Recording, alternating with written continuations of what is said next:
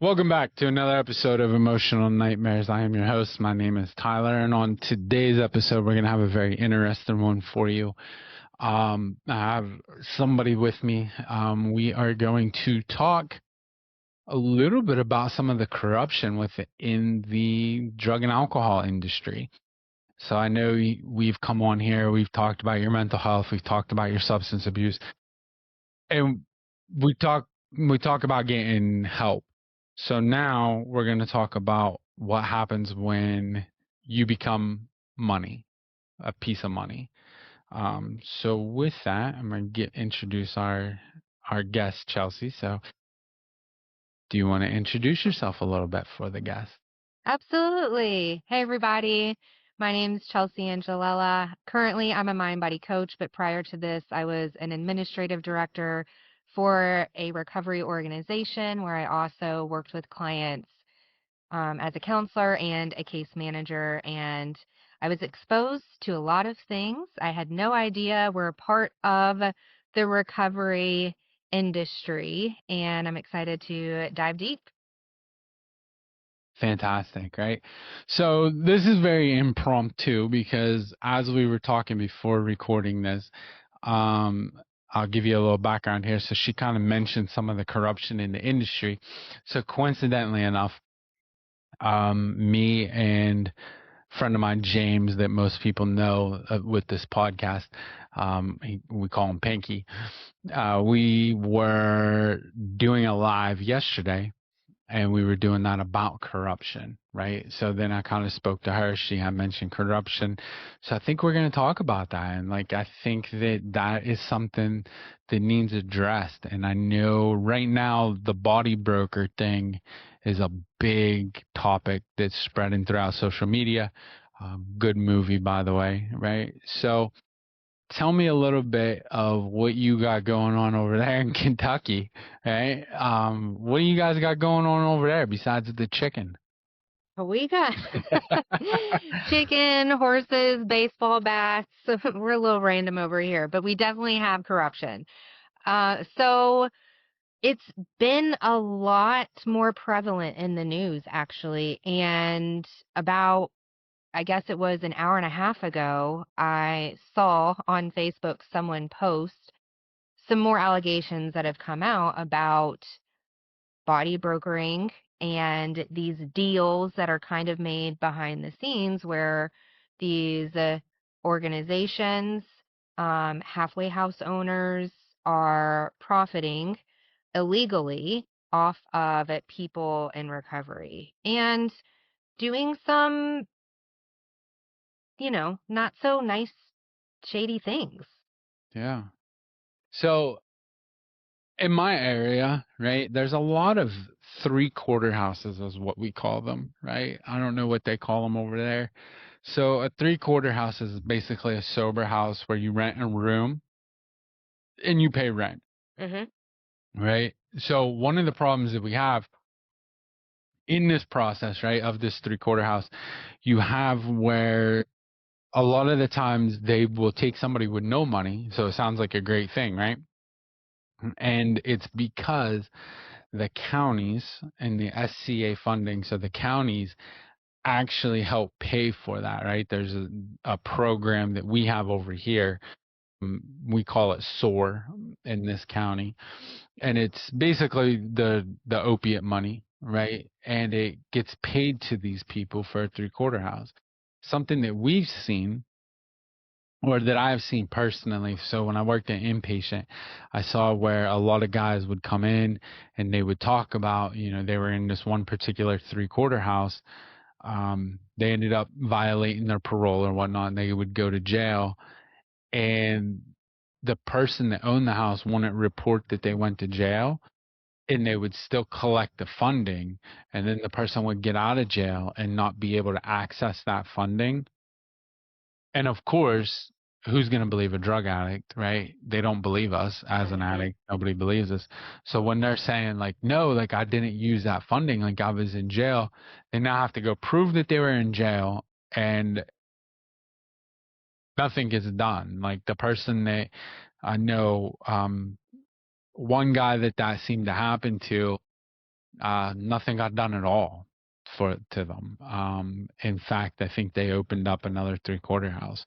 So that's my particular area, where we see a lot of the abuse of the system, and that's just a tiny portion, just a tiny Yeah, portion. absolutely. Well, the same thing, not necessarily with housing, but billing for services that are not rendered. If someone Mm. goes to probation, they get sent back, they have to, do a period of time. And meanwhile, they're still billing for services that they're going to group, they're going to IOP, they're meeting with their counselor and peer support and case management, and they're still billing for them and they're not even there. Yeah. So that happens. So I've spent a lot of time working in inpatient rehab. One particular inpatient rehab, and I'll say their name because they got shut down, was called Turning Point, right? And it was in Franklin, Pennsylvania. It got shut down for their bullshit and for exactly what you're talking about because the state stepped in, managed to do that, right? Um, Another one, another rehab facility, though, a couple of them that I've worked at, I've seen where they do the same thing. The client won't come to group, or they'll be like asleep, or they'll be whatever. They just pretend like he was in group. Basically, they don't mark it on the paper that he was in group, right? So if you look at the Right. chart, it looks like, okay, everything's straight, but they still got paid for that day because they still got billed for that day. Right. So, I I mean, mean, we see that all the time. all the time. I mean, when I was in this outpatient program, they would actually cancel class, or if there was, a tornado warning or something like that, they would cancel class. They would give an assignment and still count it as actually attending a complete IOP session. And I mean, the things that I witnessed myself were outrageous. The things my employees told me, the owner and CEO of the organization were asking them to do was completely mind blowing. I just cannot believe some of the things that I came across. And the whole reason I was brought into this organization to begin with was because they were seeking a license as an AODE, an alcohol or other drug entity is what we call it in Kentucky. And he needed help making sure we had they had all the policies and procedures in place to meet all of the regulations with the state, the city, the Department of Health, all of that. That was my job, was to make sure we were doing things by the book. And I put all of this in place, get our license, and then all of the and I started noticing some things along the way. Like I'd ask questions about certain things, and when I noticed something wasn't being done by the book, I made sure we had all of that in order before they actually came in and inspected and approved us for the license. But then afterwards, when I actually started getting into the role as counselor and case manager, because up until that point, I was the administrative director. I was doing all of the admin stuff. I really wasn't in the weeds. I wasn't, I wasn't in the weeds. And Tyler, oh my gosh, it's baffling. And it's everywhere. Now that I'm You out of it, you see I it more. keep hearing every day I hear something new. You know what makes me what I guess it upsets me a lot is like as a counselor when you sit down with a client, right? And they start telling you about some of the programs they've been in, and then they start telling you about like the treatment that they received, and it's like, what the hell? Like that's not real. Like, that's not any form of counseling. I don't understand how anybody's getting away with this.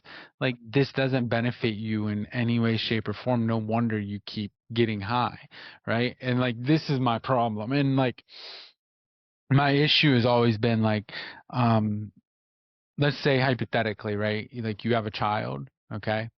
And maybe you do, I don't know. But let's say you have a child, right? And they're an addict, right? And you basically say to me, here is my child. Please help them.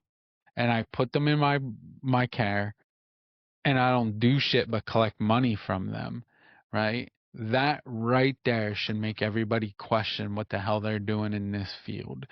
Um, I think that a lot lately, a lot more so now, I've noticed more of it because I've stepped back and seen a lot, not only their agency but other agencies as well too, like Child Protective Services is a fucking joke, and I used to work there.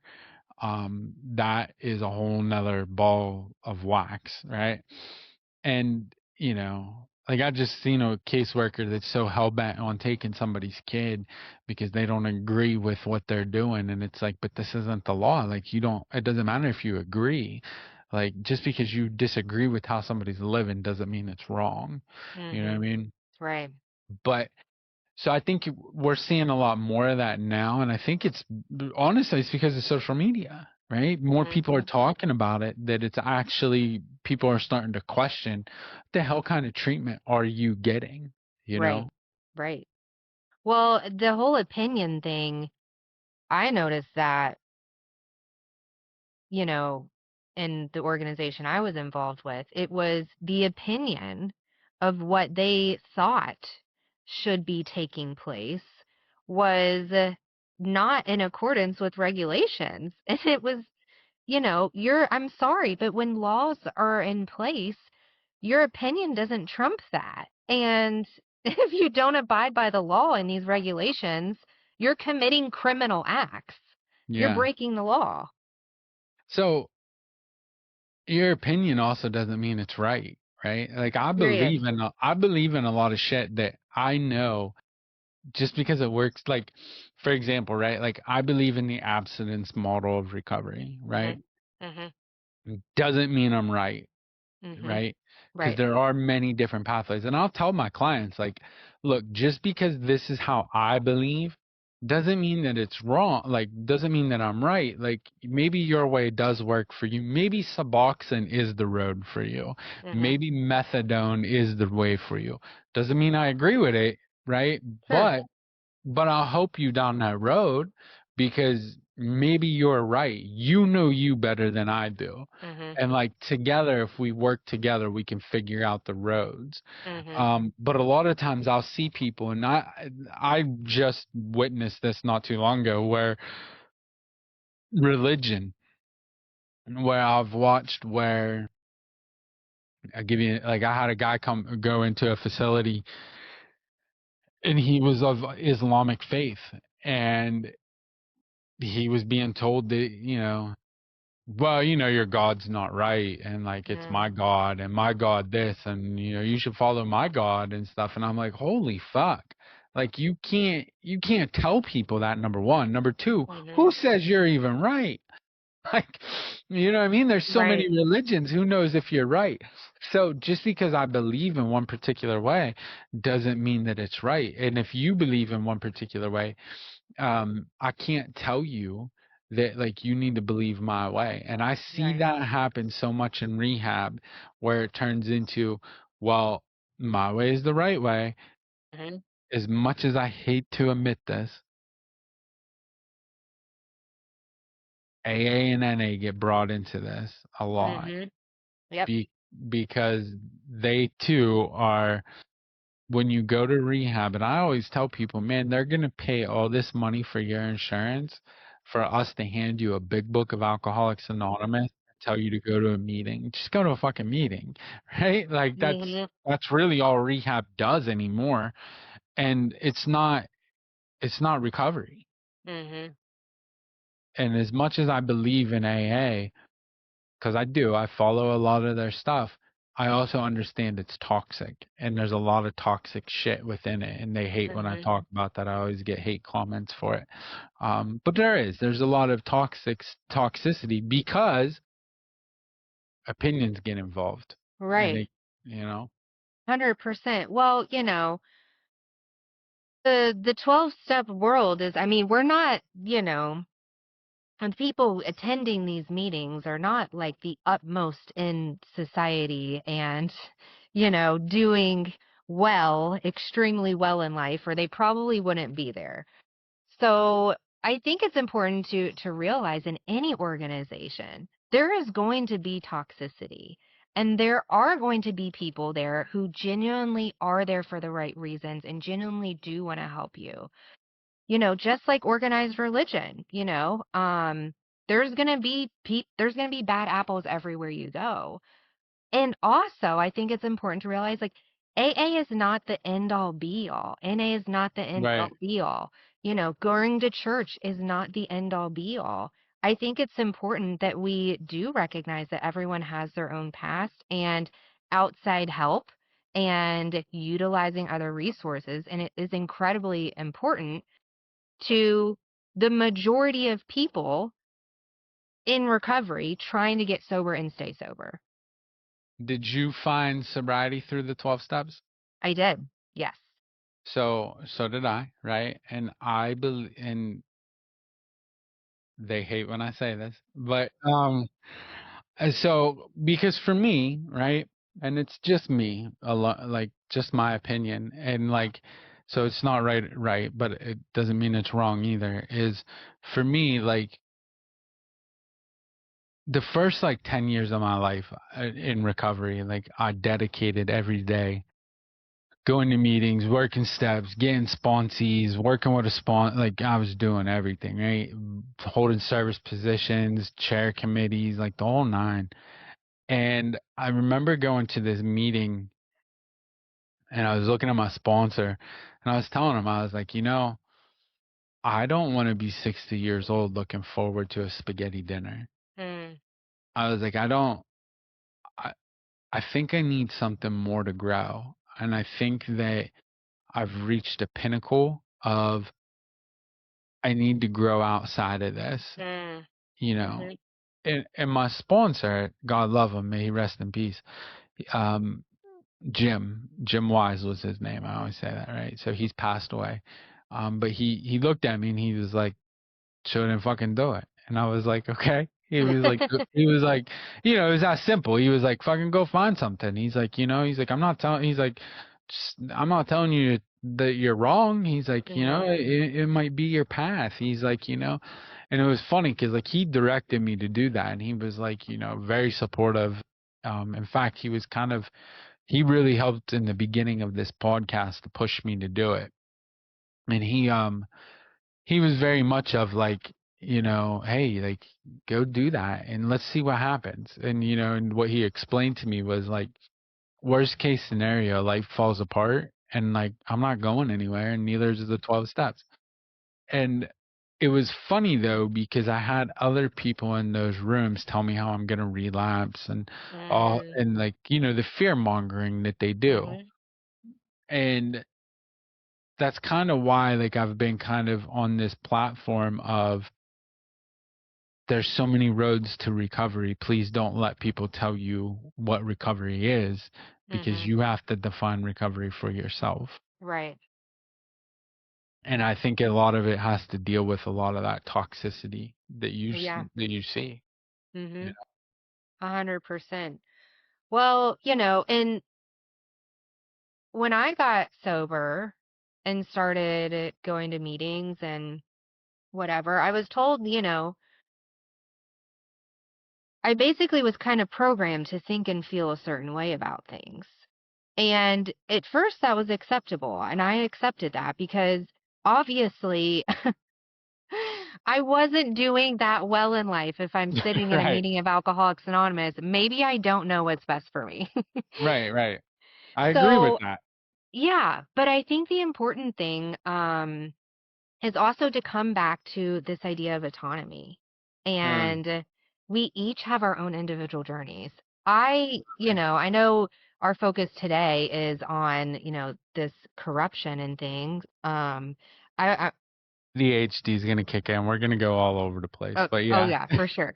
Um, but as far as this could even be considered corruption in the sense of 12-step groups, yeah, yeah, where we're kind of programmed and brainwashed to think a certain way, to feel a certain way, to act a certain way. And in terms of the emotional aspect, for one, I'm told that it is very dangerous to have these emotions, to have anger, to be, fearful in all of this. And I need to do something immediately about this to avoid this because otherwise I'm going to end up drinking. right. And, you know, I get that in the beginning when, like, super fragile, white knuckling it, sweating it out, right? Like going through it. Yeah, I get that. But at a certain point, we have to learn how to feel the feelings and all the emotions. And, otherwise it's going to take on a life of its own. I've had so many addictions since I got sober from drugs and Yeah, alcohol, yeah. you Coffee. know? No, I love that you say that, right? And you point that out because I think, I always try to explain to people that like, in the beginning of recovery, please dive into the 12 steps because they will save your life.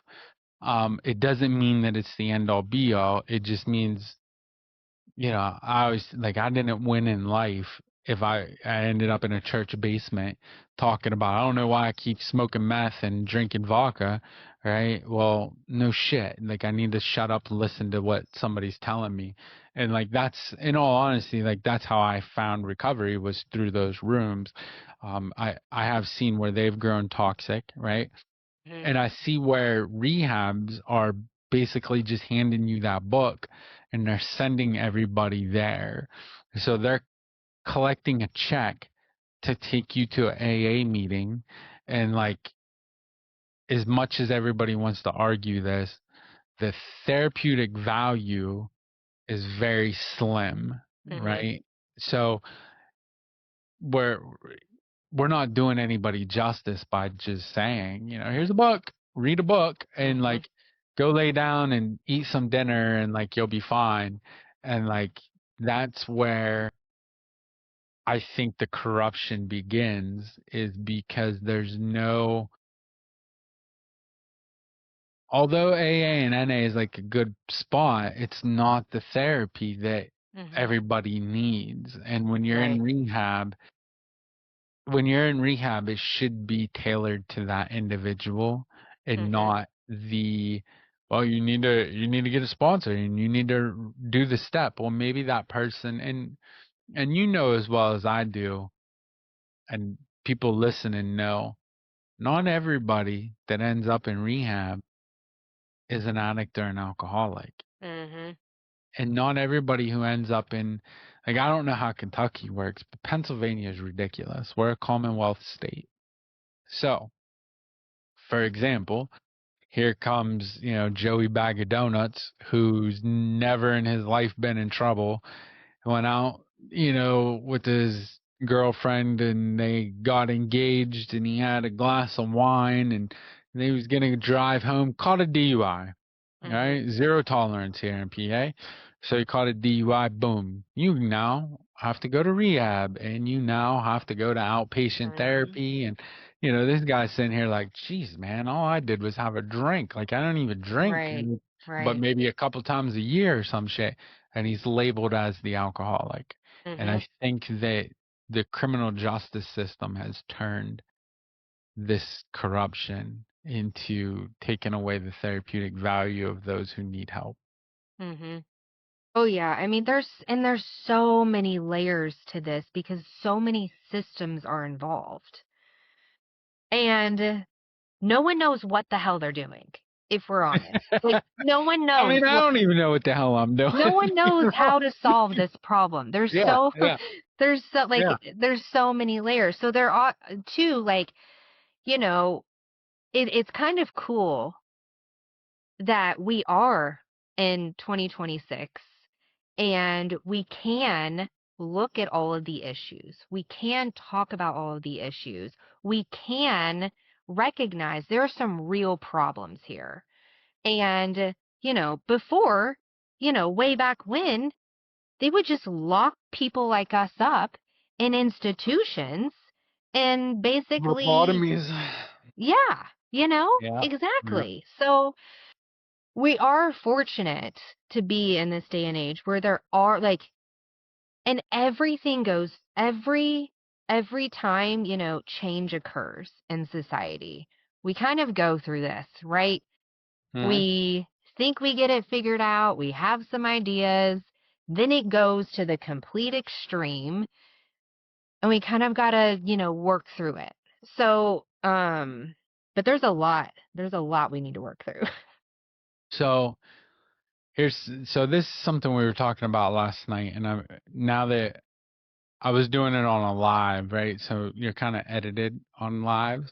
So Mhm. now that this is on Spotify, I don't and iHeartRadio and all those fun things, I um I don't have to worry about those censors.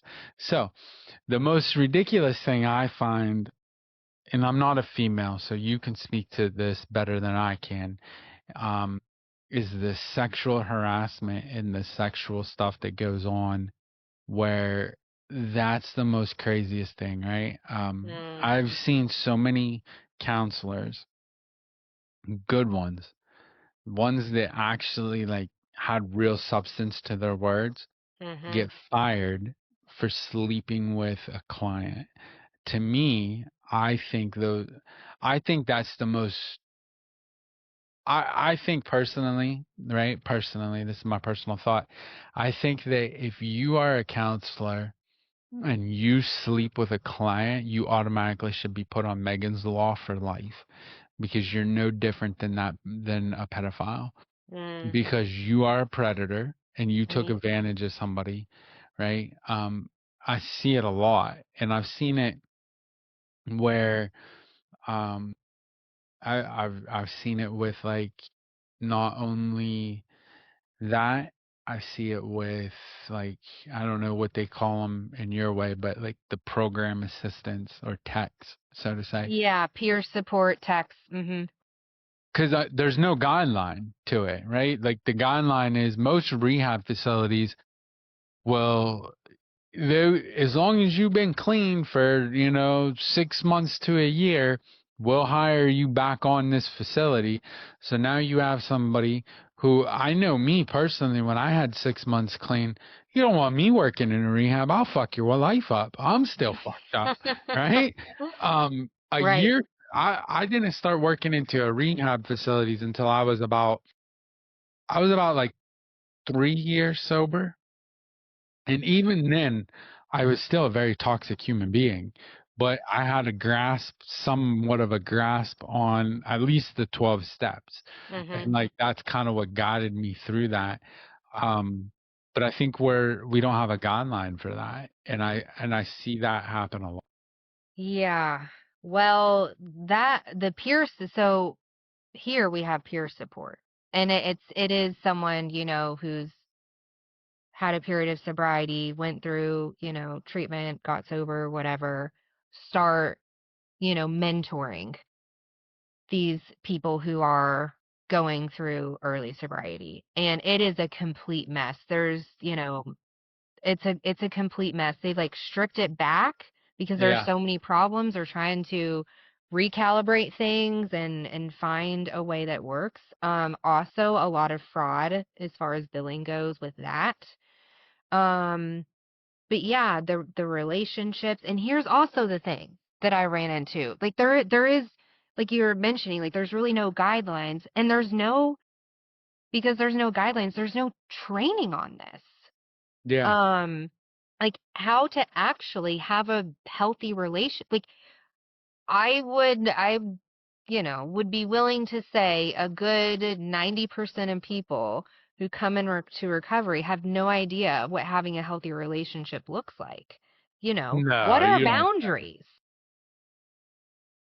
You You don't know, say. We have boundary issues. I know that was news to me. So Pennsylvania does make you do a training through the state. It's a boundary training, right?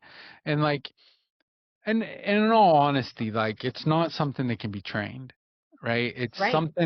It's something that you learn through experience. And like, because I always tell people like a conflict of interest is only a conflict when you say it's a conflict, Mhm. right?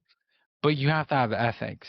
Like Right. in order to have like you have to be able to be honest, and you have to be able to like there's one particular client, right?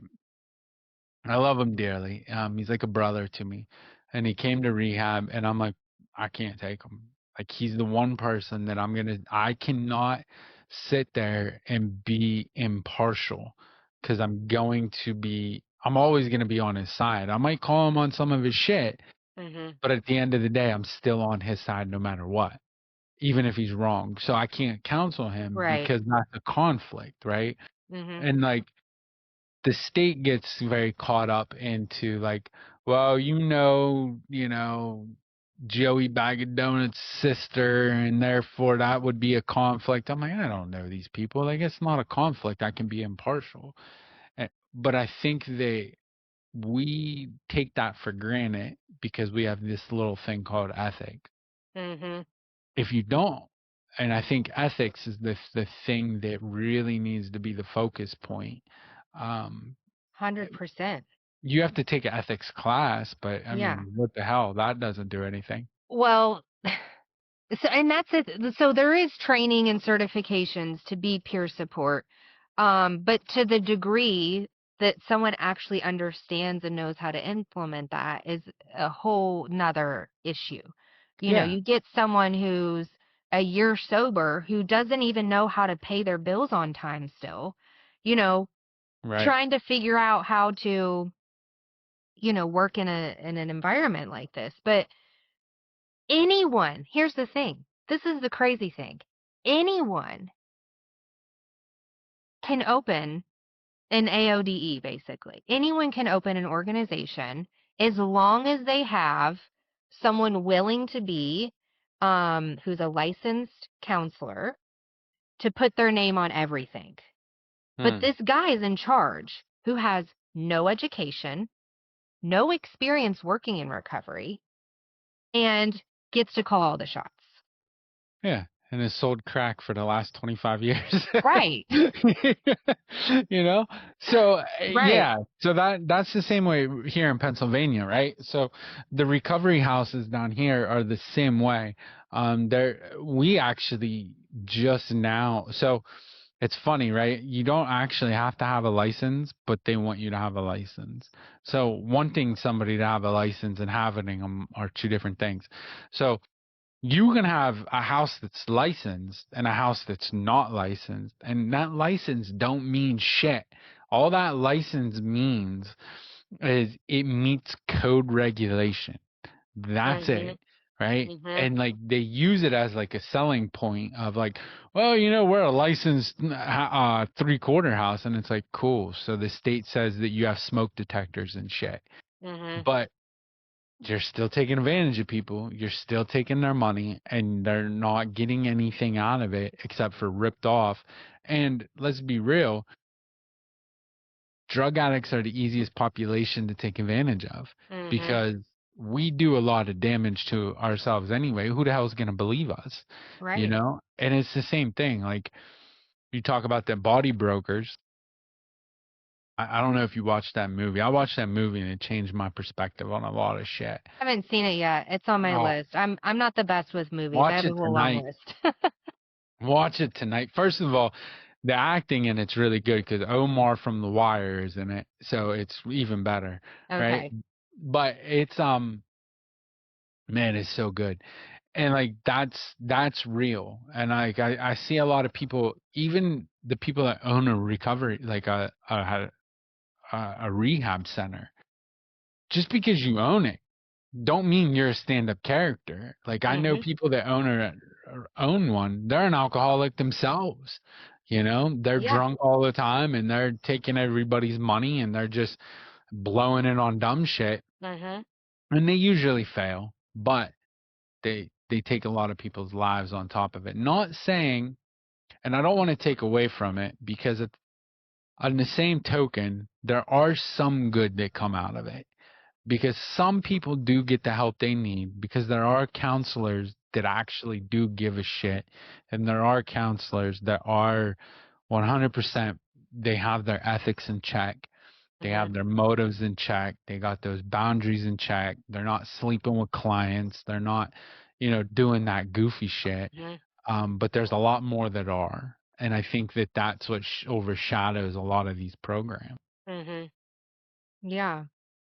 Well, I think there are a lot of really good counselors out there. And I think the counselors are, in my experience, and the ones that I've talked to are the ones that are fed up with being the counselors I, are being I, taken advantage of too. I mean, yep. I know for me, I went back um in our electronic health system and noticed that there were being like claims were being filed, notes were being submitted in my name for clients that I never worked with, Mm. which is just, I saw that and I lost my ever living mind. I went. Especially like, that is my job. I literally put all of these policies and procedures in place to meet regulations and do things by the book, and you're gonna put things in my name? Hell no. No. Do you guys? So does Kentucky? Do you guys? So let's say like I go in, I come into rehab fresh off the streets. I have state insurance, right? Mhm. Do you have like what's your criteria for that? So here in Pennsylvania, we have what's called ASAM. Do you guys have something similar to that, like the Y- ASAM criteria? yes, similar. Okay. Have you, here's what kills me about this, Mhm. right? Guy comes in, never met him, never spoke to him. I don't know this guy. Insurance company wants you to approve him for treatment. Realistically, all six dimensions of the ASAM, you have no idea what it is. We have a template. Like I know in an inpatient rehab that I worked at, we just had a generic template for those people so we could Mhm. get the first 14 days approved. You get the 14 days approved, and now here's where the lie comes in, right? Mhm. They're going to kill me for this. I'm going to get phone calls after this episode. They're going to I kill me. might too. That's okay. I'm not coming out till June, so it'll be all right. And so we got some time to prepare for the storm. Okay, cool. We're in it So together. yeah, this will be fun. So here's where the lie is. So under the Pennsylvania state guidelines of ASAM criteria for inpatient rehab, you're done when you say you're done. That's the guidelines, right? They get Yeah. lied to and get told. And I've had to tell people this working in a facility. I've had to tell people this is a bare minimum of 28-day program. No, the fuck it's not. If you want to stay for 14, then you can successfully complete Mhm. in 14 days.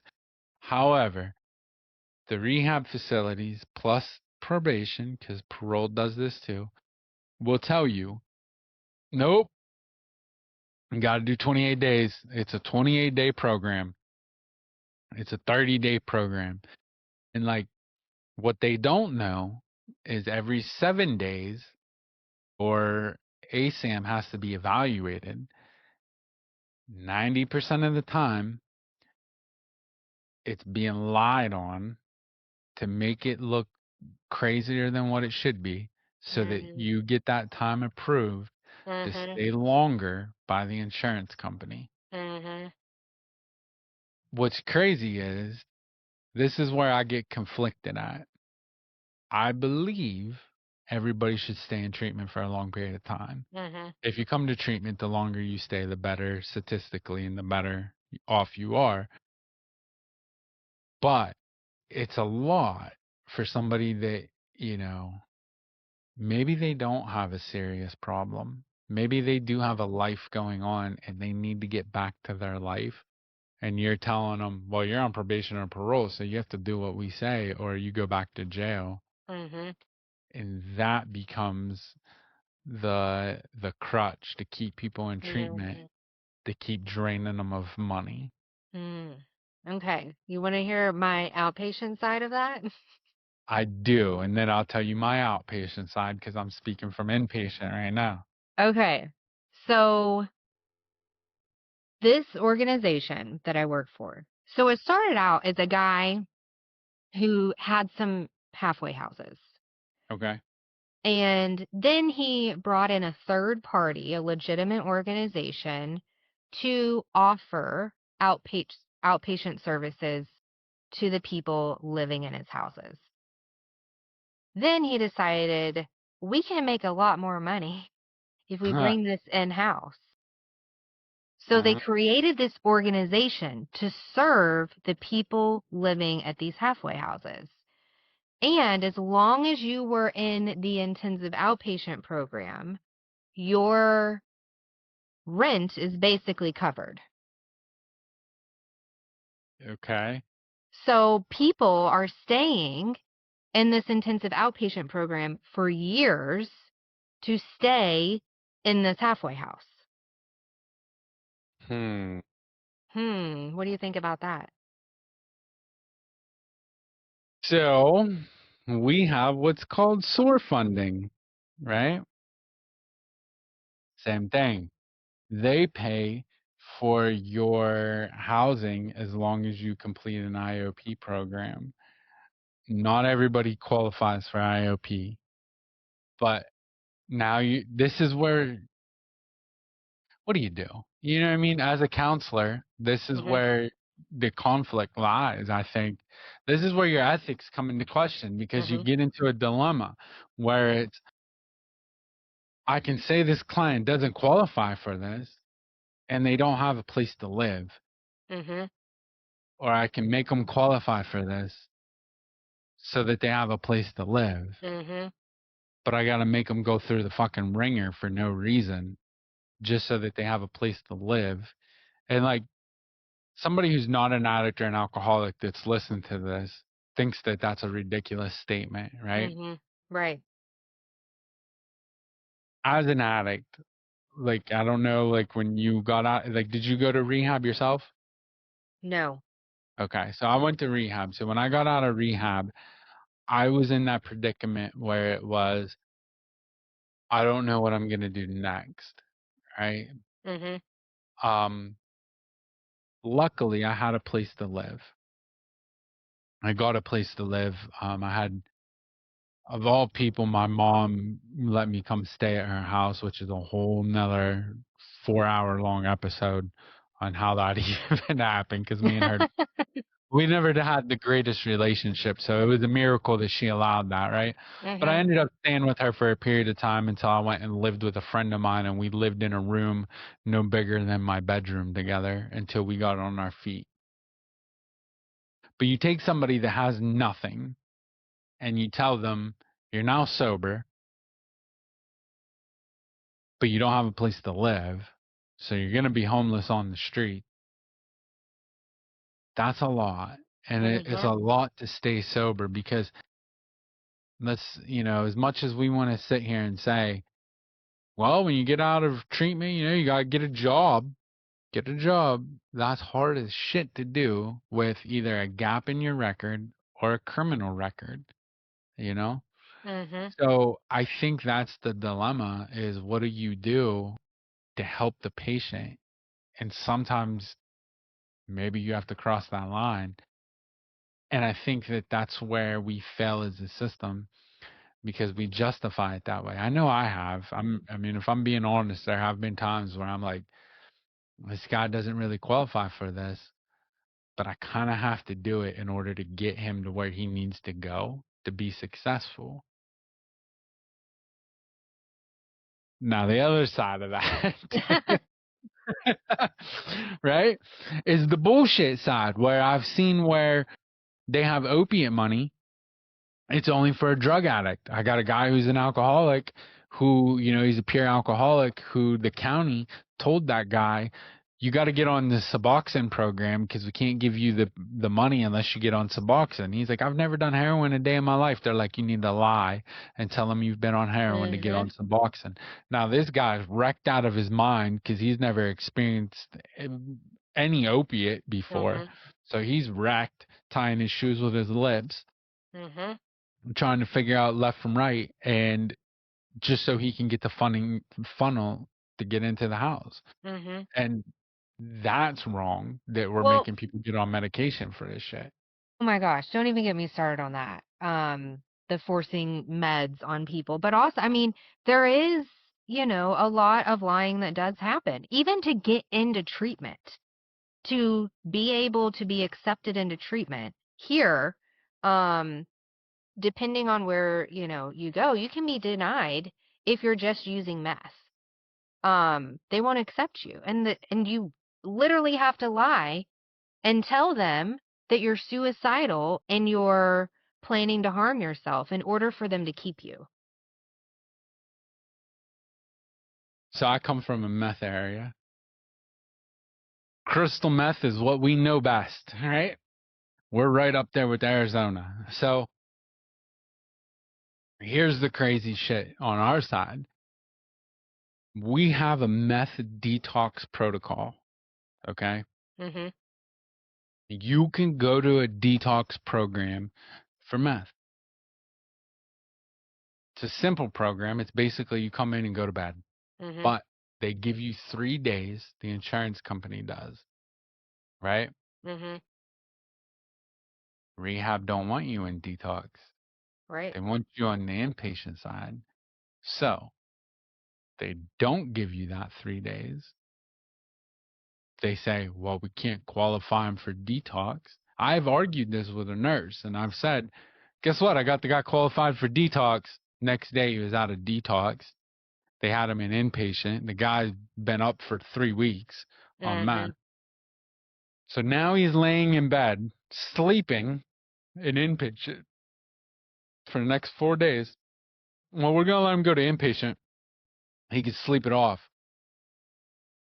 Getting marked as though he's there. So now they're getting the funding for those four Mhm. days instead of just getting a little bit of money. They're now lying, which realistically, you get more money for a detox client than you do an inpatient client, but they want them in inpatient because it makes the numbers look better. Mhm. Now, the other side, right? God, they're really going to hate me after this episode. Just, I'm telling all this shit. I don't even care anymore. Um, there's a rehab facility around here, not in this particular town that I live in. I live in Butler, Pennsylvania right now, but in another town, a couple miles over, there's a rehab facility. They will only take people after they ask you a bunch of questions because they are what's called a center of excellence. So they want to make sure that you don't have that you're not going to readmit, right? Because Mhm. if you go into rehab and you readmit into rehab after before 90 days, right? It makes your numbers as a facility look terrible. Mhm. So it gives you a fail rate, more or less. So what they do is they justify keeping you out of treatment for 90 days. And how are they going to do it? And are you going to be a candidate for it? So they cherry pick their clients to make it look good on their numbers. So number wise, they look like a great facility. They've got a Right. great success rate because they've cherry picked everybody. They won't take you if you've been to jail or like all this goofy shit. Mhm. Um, that's not to mention the private rehab facilities that are the private insurance facilities, because Mhm. we're still talking about state ran Right. facilities right now. The private insurance is a whole nother ball game. Oh my gosh. I mean, we could talk forever about all I'm of here this. for it. I love it. So, like I said, fuck it. Don't get mad at this, but you know what? I don't care. I'll play career suicide if it'll help somebody's life. You know, at the end of the day, I think I I don't know, like when you became Well, I do know because it's universal, right? Like when you took everything you had to take to become a counselor, it's like a doctor. Like you take an oath. Like you take like an oath to help somebody, no matter how sick they are, no Mhm. matter how much you like them. You know, there's been people I don't like, but I have to help them. We Mhm. have to help them. Except for pedophiles, and that's because I refuse to help that population, but that's my own Mhm. personal opinion. I don't really work with them, and that's not okay, right? That is wrong of me because it's a hypocritical oath, and like I'm a Mhm. hypocrite because I won't work with them. But other than that, I I think that a lot of times we have no choice but to speak out and say like, man, there is this bullshit going on, and like it needs to stop because Yeah. nobody's sure some people are getting help, but if you want to talk statistically, not they're not good. Like the statistics are No. not good for people going to rehab and getting help. Like it's not No. good at all. No. I mean, Um, there were patients at this organization I worked at that were begging to meet with a counselor, and they could not, they weren't being met with. I hate Um, and some of the counseling sessions, I'm not going to lie to you here, that were logged and billed for were someone picking up a phone and having like a 5-minute check-in phone call. Hey man, what's up? How's it going? That's it. And they would bill for an entire session. Yeah. No, I mean, I and then never think you people, should. I think so. Working inpatient was a whole nother animal as compared to outpatient. But even an outpatient, I believe this is like we should always have an open door policy, right? You should never have to put a request in to see a counselor if you're never, getting treatment. Like if you're getting treatment, and like I always tell my clients, like I don't give a shit what it is. If you need to speak to me, you tell them, hey, I need to speak to him. If I'm not in session, I'll meet with you. If I'm in a session, please give me a few minutes to finish up that session, and I will come meet with you hmm because you should never feel like you can't get to your counselor when you need them. That's hmm crazy to me. If somebody's paying for it, you deserve that ability to do that. You know, yeah, that's what we're paid for. yeah, no, 100%. I mean, and these peer supports would be, and this is where, like, there were so many lines that were crossed when I was there, and eventually I had to walk away. Because this thing, I was like, okay, well, this guy obviously he has no idea what he's doing. He does not, that's why he hired me to teach him how to do things the right way. So I'm going to point the things out, and I expect you to adhere to the guidelines, and if not, I'm out of here. And that's ended up what happening. But at one point, like nothing, nothing was staffed properly. I mean, it was the ratios were completely out of this world. And I told him, I said, you have to agree to not accept. Well, actually, the first thing I got him to agree to was do not open another house until we can properly care for every patient that we have. That we can actually serve everyone in the That's fair. way that they need to be served. Of course, that didn't happen. But, there was one of the peer supports had to beg one of the only counselors to like 3 different times to meet with someone who is expressing concern and, having thoughts, suicidal thoughts. Um, And this took days to happen. So I'm in the office. This counselor finally comes in to meet with this person. Um, this is also one of the many things that was wrong with this place. So I'm in there, the counselor is in there, and his client is in there. And they're having this session. They're talking about things. This guy explains his With you history there. with me there. Okay. So this client begins to explain his history, that he has put a gun to his head and tried to kill himself. Like a bullet went through his head, miraculously survived, and is having thoughts of doing the same thing. In this counselor, so we talk about, there are counselors doing good things. There's also some counselors that are on the struggle bus.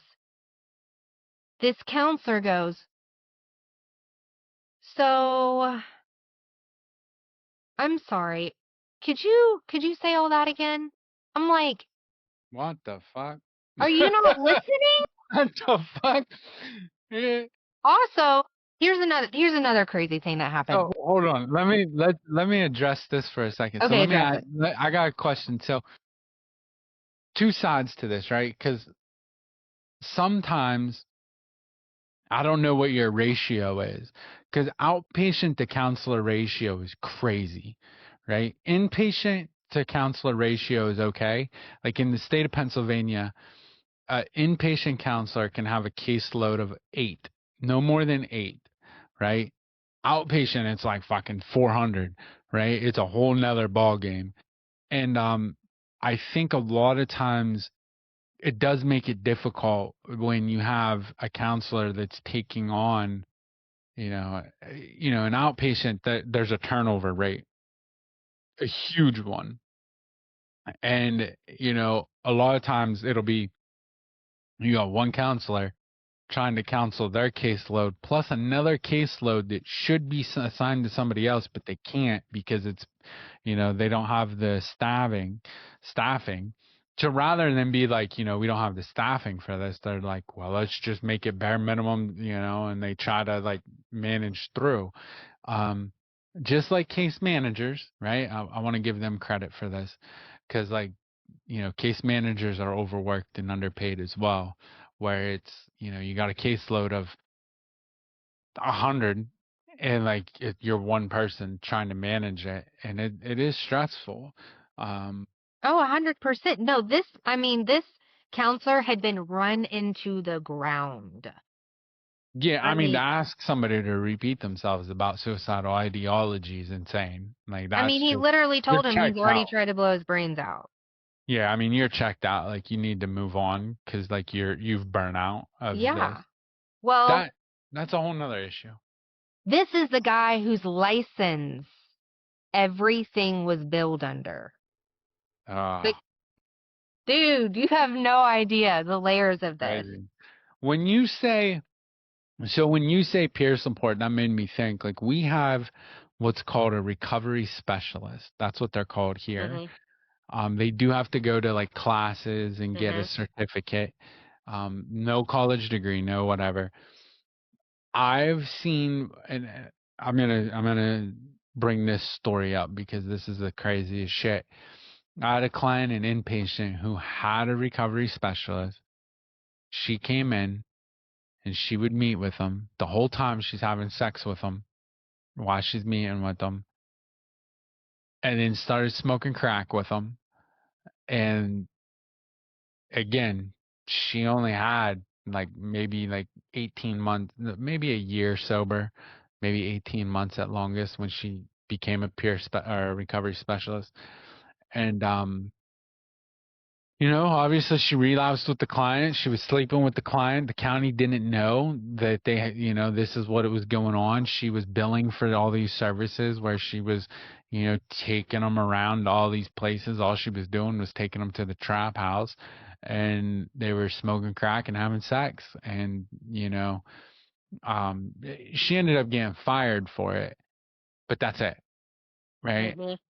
I, I honestly think that in our profession, we should have some kind like in mental health you do. In mental health, not only will you lose your license if you have one, Mhm. you can be arrested. Mhm. Substance abuse, it gets swept under the rug. And like I'm this bothers me more than anything is like Mhm. how is this allowed to be?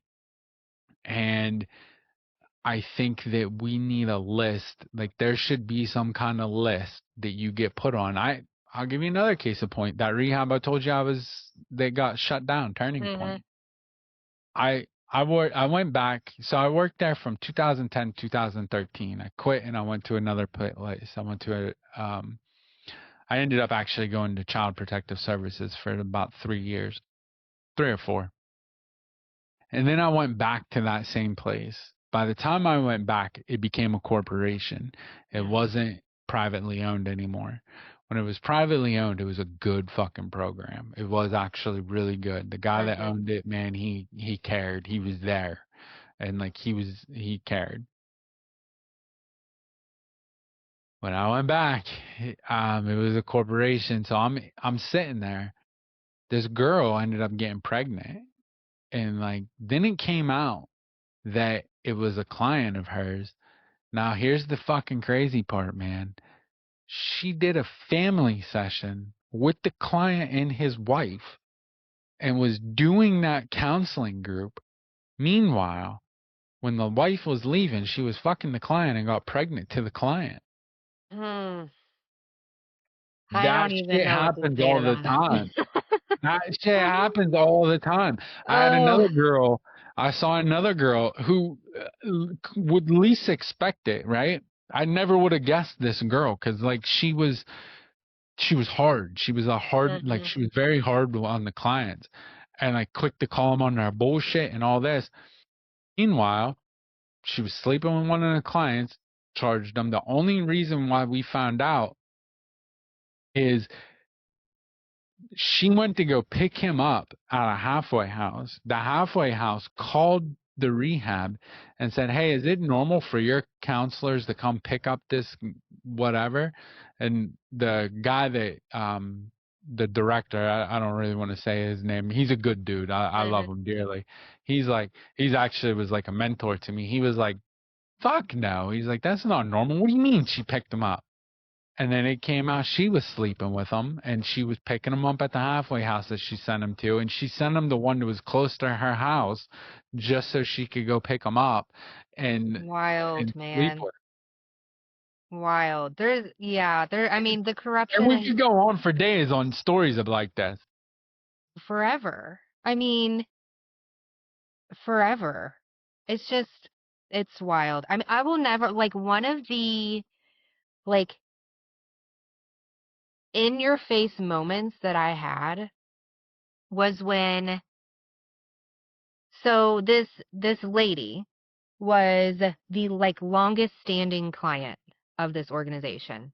3 years, had weekly counseling sessions with the same counselor every single week for 3 years. I suspected that this was not actually a real client, because it was a family member of the owner.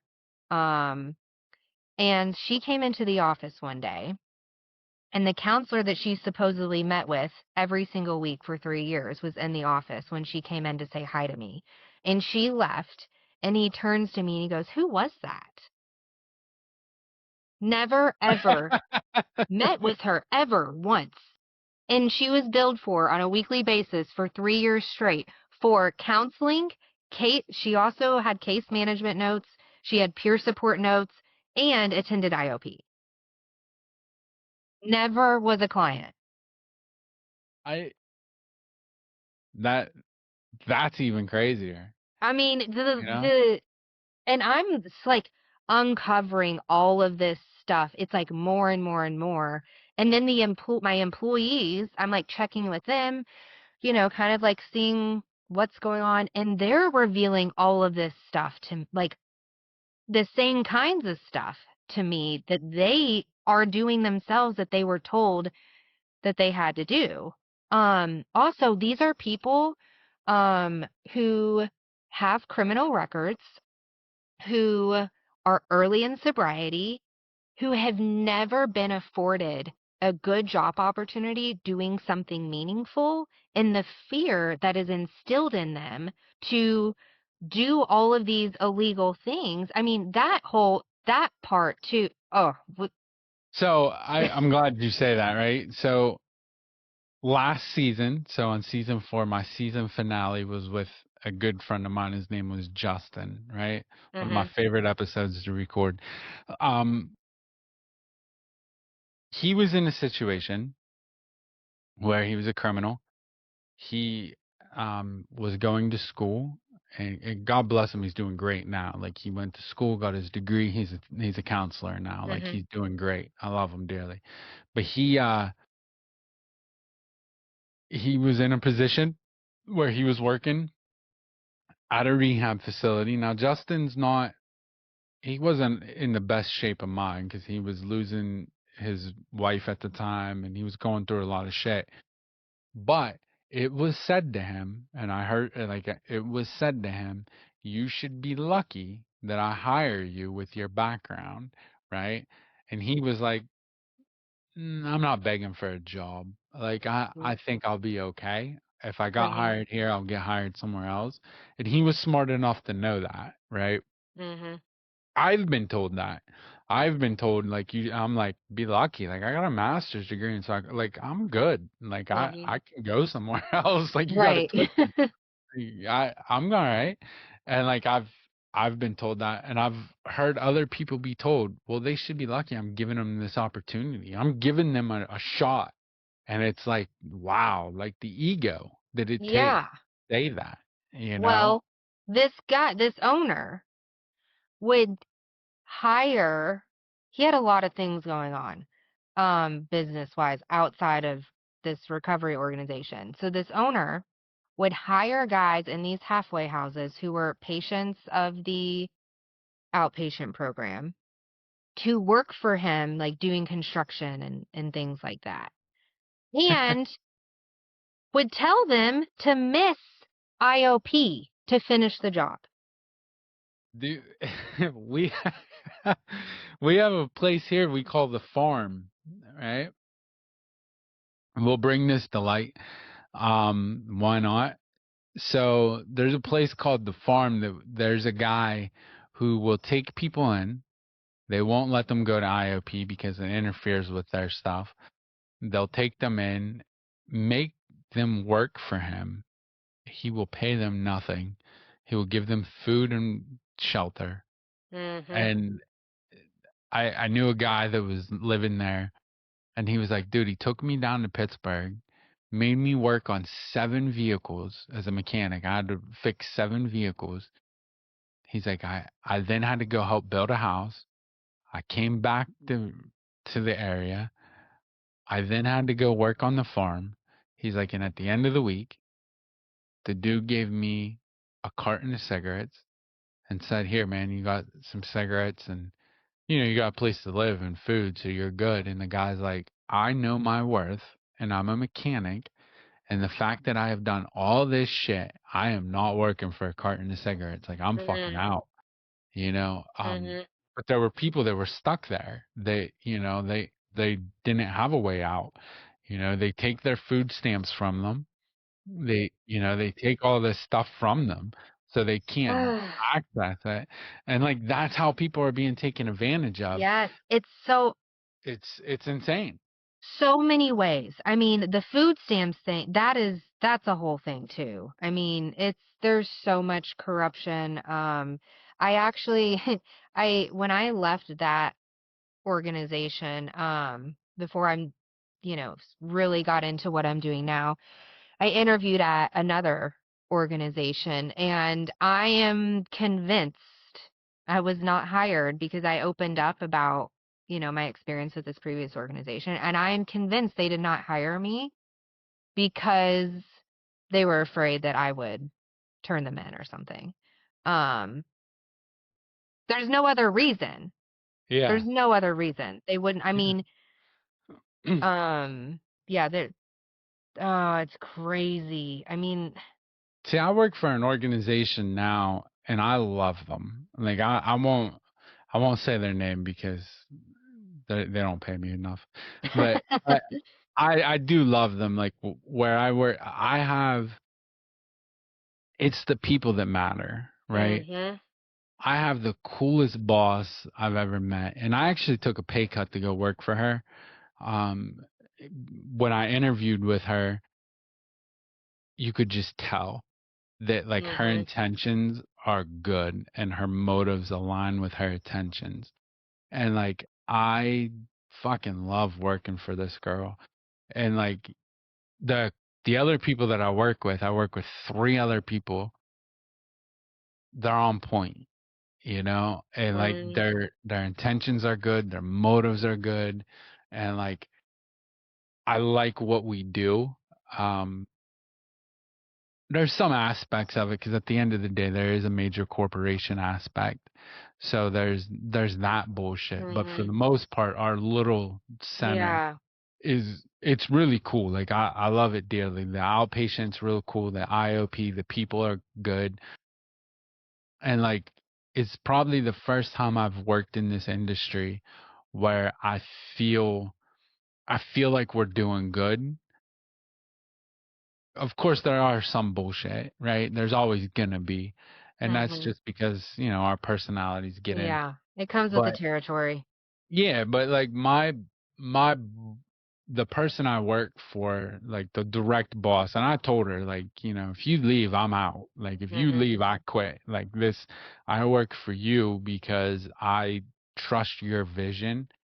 And I think that's what matters is like you have to have people that you can trust their vision and like you have to be able to see that they do what they say and say what they do. You know what I mean? And Mm-hmm.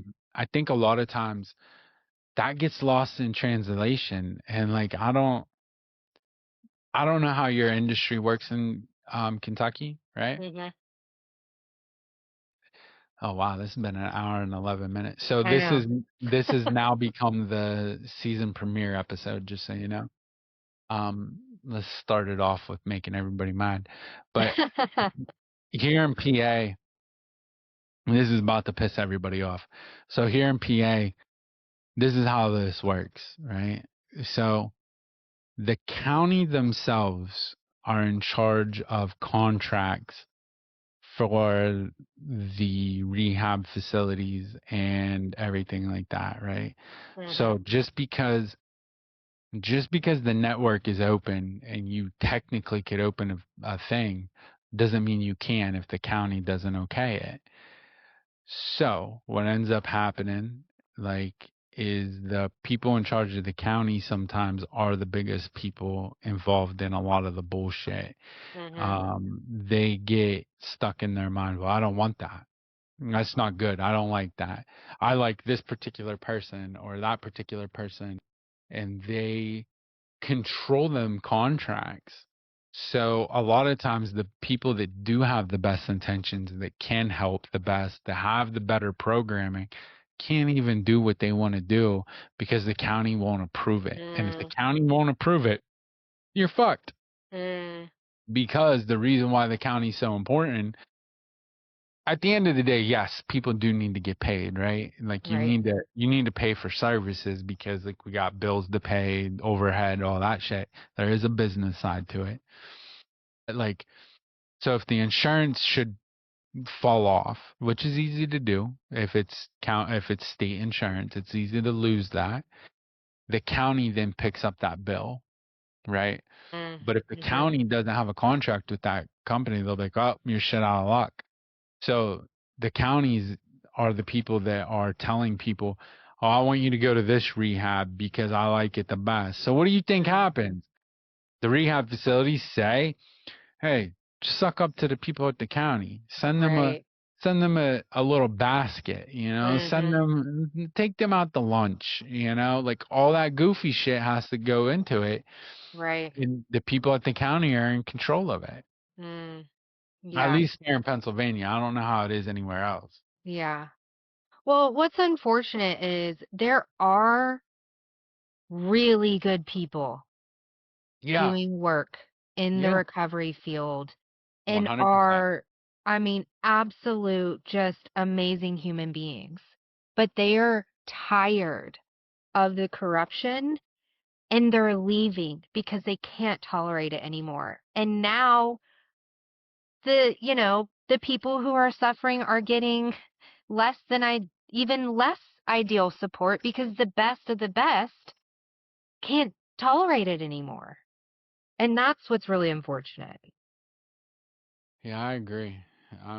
I see a lot of that too, where a lot of people are just burnt out of the bullshit, you know? I mean, that's what happened with me, you Yeah. know. I mean, it I happened did to like, me. I had another passion, but if I wasn't caught up in the bullshit and the shitstorm and the illegal, criminal activities and the wrongful doings and the taking advantage of people, I don't know if I would have been able to leave because I have such a heart, Yeah. It's hard. yeah. I stayed in a company before where I wanted to leave, but I felt like I wanted to leave, but at the same time, like I really enjoyed helping the people and being close to them and sometimes like I was at one place and I really had a lot of freedom and I really liked, what I was able to do, but it got to me like Mhm. the pushing of religion, the pushing of, the egos, the bullshit, Mhm. and I'm guilty too. Like I'm, Sure. you know what I Yeah. mean? Like I know, sometimes, there's been times where, I've met with client. You know what did it for me? So I don't know if I shared this on the podcast, but I used to be one of these guys that was like, I don't agree with MAT, so therefore, like it's not real recovery and like da da Mhm. da da da. Da. And I had a client come through, and he fought with me and was like, dude, like this is why I want to be on Suboxone. The county didn't want him on Suboxone. The county, because he was on probation, was trying to Right. explain like, nope, don't want it. He's not doing it, so don't worry about it. Mhm.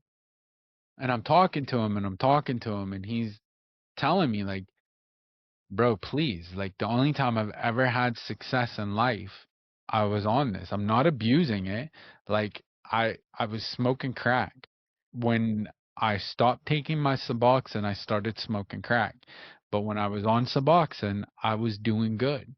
So I was like, fuck it, Mhm. you know? Okay. And at that time, I was actually writing a college paper for my master's. Coincidentally enough, it was on the pros and the cons of MATs. Mhm. So it made me dive deep into the issue, right? Mhm.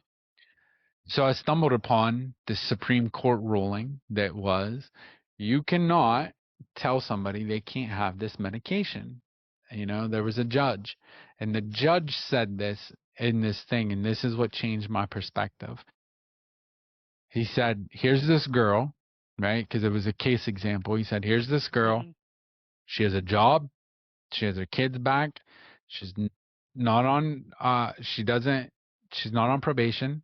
She just owes fines, right? And he's like, she, she's working full time. She has a house. She has all these things. And he's like, Mhm. how is she not in recovery? Number one. Mhm. Number two, how is she why is she in front of me and why would you put her in jail and tell her she can't have Suboxone? Mhm. Mhm. And he said she absolutely can have Suboxone in jail because you ruined this girl's life, right? That put shit in perspective for me because I was like, you know what? He's right. That's Yeah. recovery. Recovery is about changing your life for the better and Yes. actually like progressing in life. I don't give a shit how you do it. You don't have to do it like me, right? Yeah. So there have been times where I know I had to look back and say, man, I was a toxic counselor. There were Mhm. times where I was wrong. And like, I've had clients come back to me where I'm like, yo, I need to apologize to you because I explained this to you and I was wrong. And like, let me sit down and give me the opportunity to work with you again to where maybe we can become right and like get Mhm. on a different page. But I don't think that happens a lot. And like, Yeah. and I've seen like where, man, I don't know, man, there's a lot of toxicity. There's a Oh lot my of gosh, so bullshit. There's much. a Well, lot of bullshit. there is a lot of bullshit. And I mean, the woman you were describing in this case study or whatever, I mean, I know someone exactly like that. Here's another issue is Okay. that this is the last one and then I'm going to shut up. I'm for Um, it. I'm for it. so she's on Suboxone. Okay. She changed her entire life. She's doing amazing. And she's like, Chelsea, they won't help me get off it. Oh, yeah. Now you're okay. You Yeah. know? So there's so many, I mean, there's so many layers to this. I just appreciate that I get to connect with people like you who care and can acknowledge, like, you know what? We've made mistakes. We don't have all of the answers, but we really care and we're doing our best. I mean, at the end of the day, that's what I hope. Like I just hope that we can make a difference Yeah, amongst one person. I think that, you know, yeah, man, I would love to see where people could come off of the medication, because the medication is temporary and like, because you still have to do coping skills, right? Like I believe in 100%. MAT, but the medical assisted treatment only works if you do counseling, you do the therapy, you do the work. Otherwise, you're just putting a band-aid on a gunshot, I mean, it's the you same know? thing with antidepressants and Yeah, depression. 100%, right? But it does have that bad rap because I do know people that have been on Suboxone for, 20 years and their doctor doesn't want to take them off. And we'll tell them, well, you get off of it, you're going to relapse and die. Yeah, And how it's is like that that. helpful?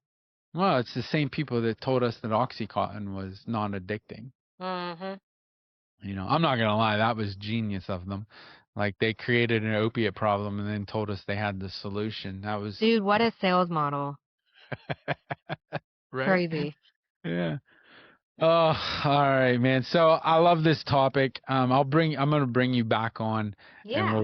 we'll do an actual interview of you and get your life story. Like I said, I think this